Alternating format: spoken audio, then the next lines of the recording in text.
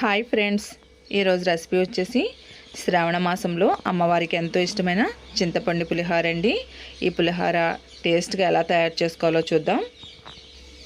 ముందుగా రైస్ని ఉడికించి పక్కన పెట్టుకున్నానండి. వేడివేడిగా ఉంది, ఇప్పుడే వండాను.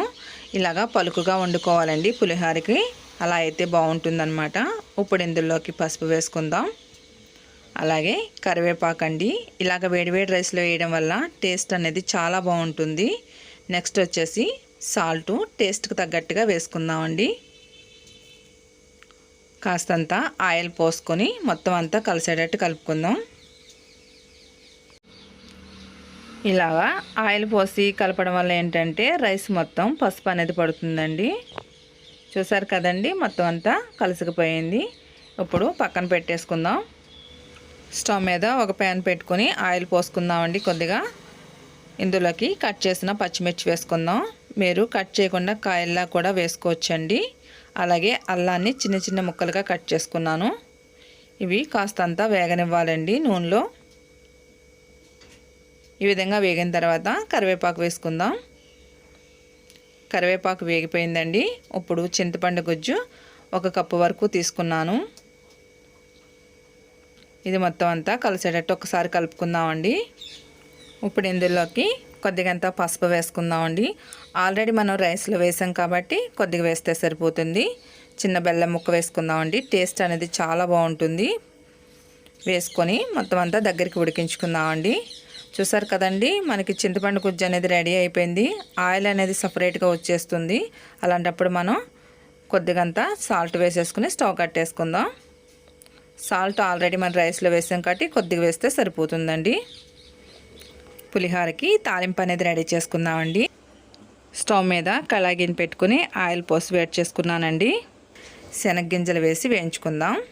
ఇవి కాస్తంత వేగిన తర్వాత పచ్చిశనగపప్పు అండి, ఒక 2 స్పూన్లు వేసుకుందాం.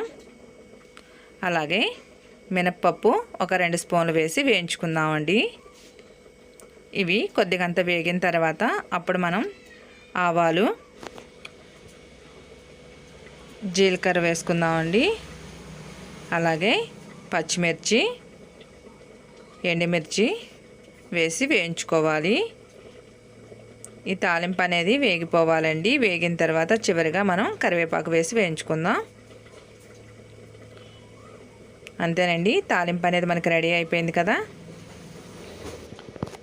ఇప్పుడు రైస్లోకి ఉడికించి పెట్టుకున్న చింతపండు గుజ్జు వేసుకుందామండి.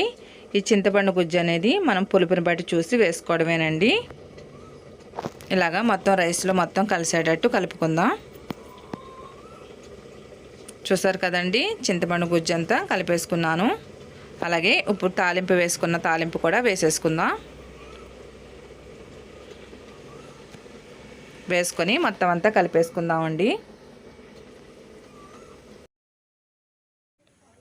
ఇప్పుడు ఇందులోకి మిరియాలని పొడి చేసి పెట్టుకున్నానండి. ఈ పొడి వేసుకొని కలిపేసుకుందాం. టేస్ట్ అనేది చాలా బాగుంటుందండి. అంతేనండి, ఎంతో సింపుల్గా అమ్మవారికి పులిహోర నైవేద్యం అనేది రెడీ అయిపోయింది కదండి.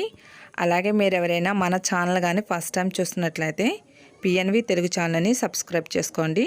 పక్కనే ఉన్న బెల్ బటన్ క్లిక్ చేస్తే నేను అప్లోడ్ చేసిన ప్రతి వీడియో మీకు వస్తుందండి.